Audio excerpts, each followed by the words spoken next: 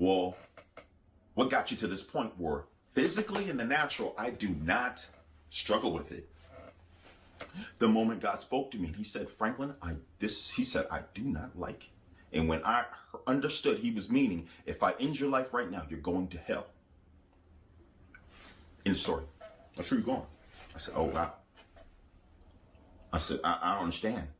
I don't understand. Holy Spirit said, Franklin, I'm going to show you something. I was in a relationship with a woman. And he said, I'm going to show you exactly what was going on in the room. It was like he was standing next to me. I'm standing here. Franklin is fornicating. I'm trying to say it the right way without being graphic, but he's fornicating. I can see Franklin. But it was like everything was blurred out. I couldn't see. It's like we weren't looking at it. We weren't looking at it in like high definition, but everything was blurred. Me and the woman were blurred. The girlfriend I was dating at the time, we're blurred out.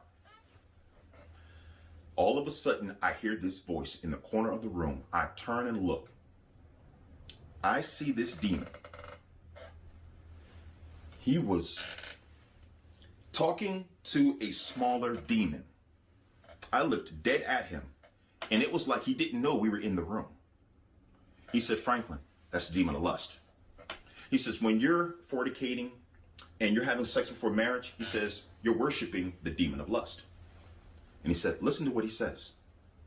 Then all of a sudden I look, and he steps out of that corner. When I looked at him, he did not reflect light. He was just so evil. He absorbed the light. I couldn't make out none of his features because you just couldn't, no light shined or bounced off of him so you could see his features. It was just a motion of movement. It was just a black figure. You could see an arm, you could see, it was weird. It was like you're looking into nothing. And you seen this little twinkle which represented his eyes, but everything else was black. You couldn't make him out. So he steps forward and he says these words, and I'll never forget them. He said, God, look at your son here. Look at him. Look at Franklin. Worshiping me and doesn't know it. He said, God, you cast me out of heaven because I refuse to serve this creature. That's when I understood this was a fallen angel. And I kept listening to him and I said, it's a fallen angel. And he goes, God, look at this disgusting creature. He was talking about me as if I were some sort of slug, disgusting creature. I have never heard such hatred being spoken about a person it was supernatural hatred he was speaking about me. And he was targeting me specifically. And he kept saying, look at him. Look at your son. Look at your son. He's not serving you. That's not in your word. He goes, that's it. Now, what the Holy Spirit told me was, he said, Franklin, fornication before marriage is in the devil's Bible. It's something he condones. It's something that he says, it's okay. Don't feel guilty about it. Enjoy it. Have as much of it as you want. He said, Franklin, that's what's promoted in his Bible. That is not promoted in the Lord's Bible. So he was like, inherently, you're doing something that the devil condones, not God. So I'm still watching. And this, oh my God, this demon is talking pure crazy to God. It was supernatural anger I have never seen and heard in my life. And this demon was saying, God, this is what you call your son. This is what you wanted me to serve. This disgusting creature. Watch this. And then he goes, Franklin, do this. In my mind, I remembered that day and what was going on. It was like, oh, let me try this. Or let me try this. Let me spice it up and try this. Let me spice it up and try this. And that's how I thought in that moment. But the demon of lust was saying, do this, Franklin. Do this. Do this. And he said it so angrily and so hatefully. And I just saw this blur of a body of Franklin just going right along doing it.